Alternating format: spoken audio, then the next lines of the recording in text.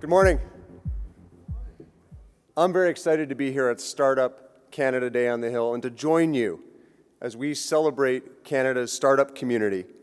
And I look to a future of Canada that is both entrepreneurial and innovative and a great startup nation. Today, together, we will make an impact on the innovation agenda by ensuring it is designed by entrepreneurs for entrepreneurs and that it works for all of Canada. I have been watching Startup Canada closely over the years, and I am so impressed with how this organization has been a unifying force to drive impact and accelerate growth through entrepreneurship.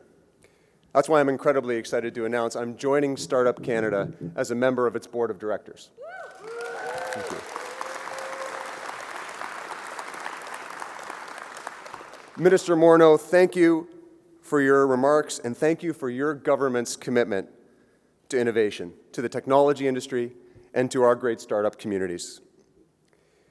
Today is a leap forward in building Canada's innovation agenda because today we are united in our goal of building an innovation nation through this wonderful platform that Startup Canada has made possible.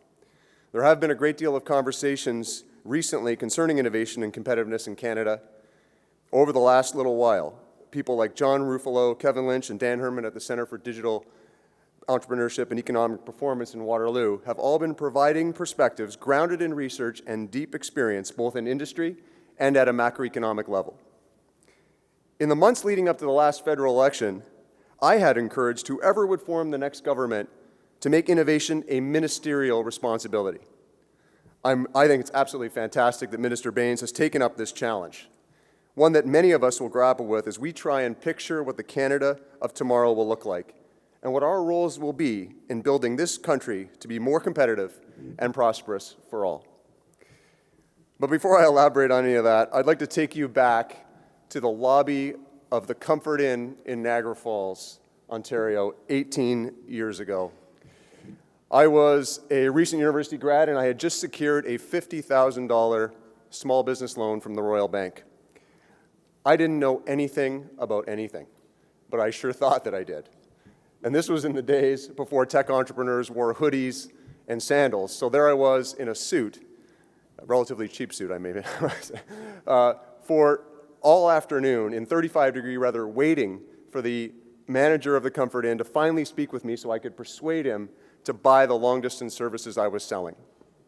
And this process repeated itself over and over and over and over and over and over.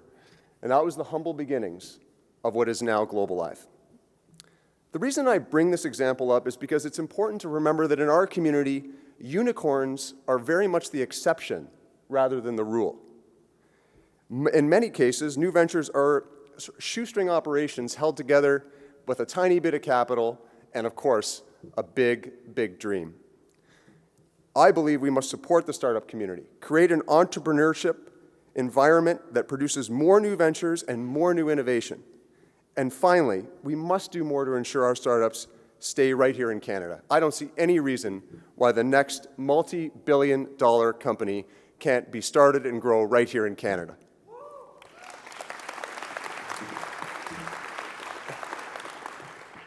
You can tell I'm very proud of what Canada has done and the companies we've built, and I believe we have a very bright future ahead.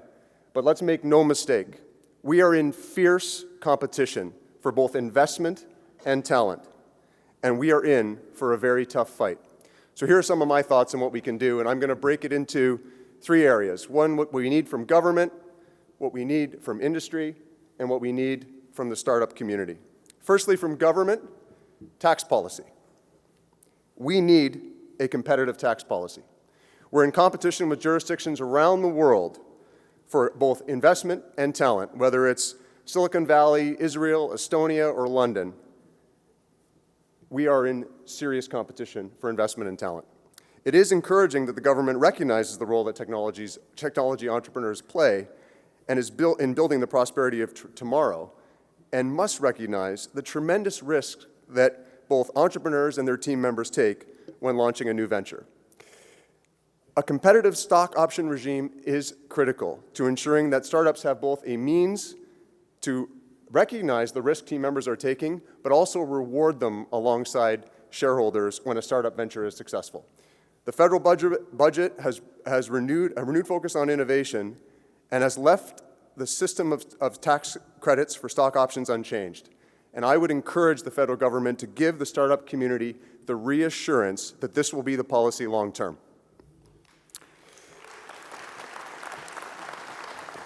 Secondly, economic development. When you look at the people the Prime Minister has appointed to his cabinet and other key positions, it's very apparent that this is a government reflective of Canada today and tomorrow. And I would encourage the government and the provincial governments to be equally forward-looking when it comes to business, incentives, and economic development. I'd encourage governments to err on the side of supporting the job creators of tomorrow, the Canadian small businesses and startups, as opposed to mature companies, those with the companies with the means to succeed on their own, or even worse, those that are in declining or obsolete industries. Thirdly, infrastructure. The federal government has spoken a great deal about the link between infrastructure and economic development. I couldn't agree more that efficient and reliable infrastructure is tied to competitiveness. Very importantly, we must focus on our technology infrastructure. Broadband networks and upcoming 5G wireless networks will play a critical role in bolstering our global competitiveness. And I would encourage the government and regulators to continue to open the wireless sector for innovation and competition. And this is something that I know a little bit about. Education. Our system of education and our government must equip our young entrepreneurs coast to coast with the core skills they need to be competitive. There are now a number of excellent accelerator and incubator programs out there, whether it's the Next 36, the Creative Destruction Lab, the Hatchery Communitech, and everything in between. But it is no secret that Canada lags behind when it comes to STEM education. I encourage the federal government to emphasize the role of education in building an innovative and competitive economy in its discussions with the provinces. So what do we need from industry? Firstly, R&D. In the same way we are calling on the government to continue to support innovation in research and development, industry must do the same. Be bold, take risks, and when it comes to R&D, be champions of Canada and the potential of people here. And secondly, be prepared. On the subject of being bold, a recent study released by SAP indicates that industry here is unprepared for the digital economy. Dozens and dozens of interviews with executives in our largest companies revealed that while a majority recognized the need for digital transformation, only 17% had integrated digital transformation into their corporate strategies. I don't view this as a positive sign. I would encourage you to be as nimble and as entrepreneurial as the people in this room. Your future depends on it. Thirdly, a message to the VC community. In Canada, we're now great at supporting startup ventures with great incubators and accelerators across this country. And we're also great at supporting ventures that have already been proven viable with solid revenue growth and a healthy bottom line. But it's in between these 2 points, when a company is just starting to gain momentum, just starting to get traction. This is when our VC community must make very bold bets on Canadian companies to help them grow and prosper right here in Canada. And lastly, what do we need from the startup community? Be bold. Canadians, unfortunately, have a reputation of being cautious, polite, and sometimes timid.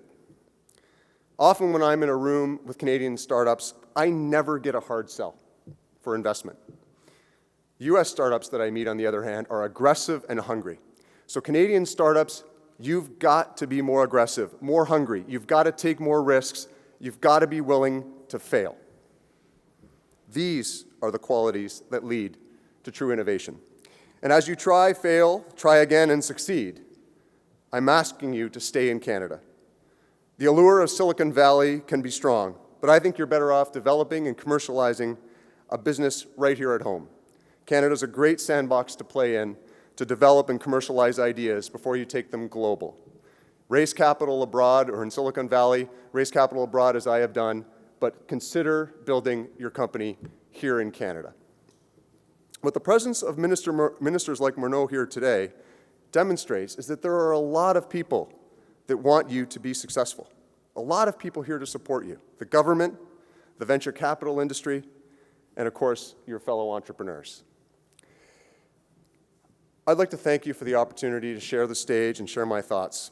I am very proud of Canada's startup community, of Startup Canada, its members, and communities. There is a great deal of potential in this room, a very high concentration of talent, ingenuity, and enthusiasm. To the organizers, my colleagues, and partners at Startup Canada, and to Minister Morneau, thank you for your commitment to our industry and for your recognition of our industry's role and character of Canada, driving innovation and building prosperity for tomorrow. Thank you very much.